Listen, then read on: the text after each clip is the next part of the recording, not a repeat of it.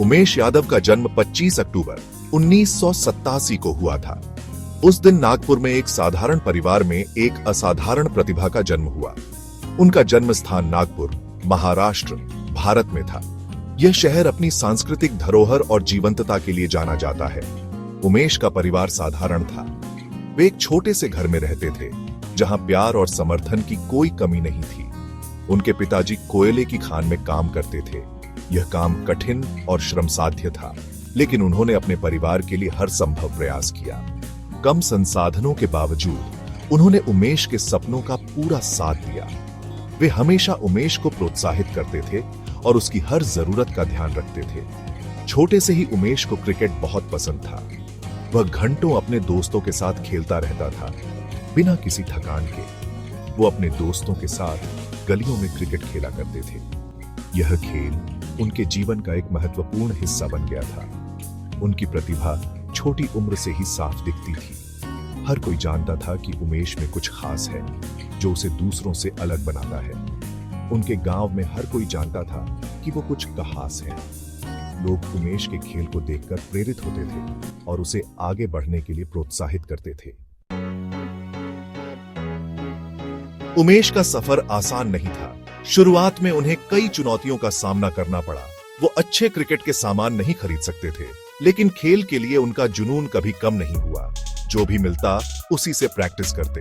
वो एक local tennis ball cricket team में शामिल हो गए। इससे उनके हुनर निखरने में मदद मिली।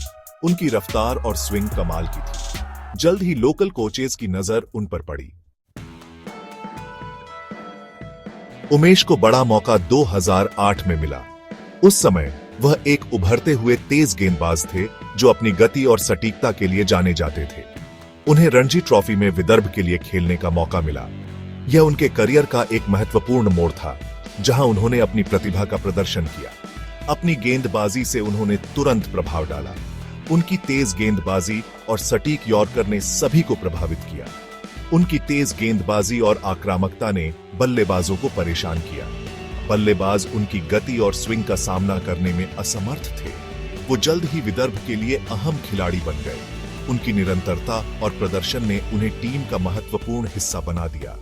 उनके शानदार प्रदर्शन पर किसी का ध्यान गया।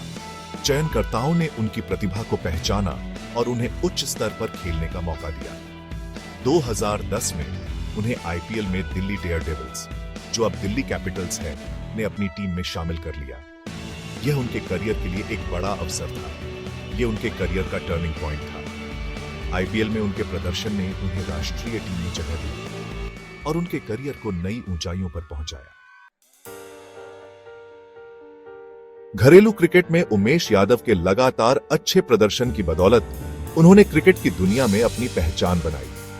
उन्हें भारतीय राष्ट्रीय टीम में जगह मिली, जो उनके करियर का एक महत्वपूर्ण मोड़ था।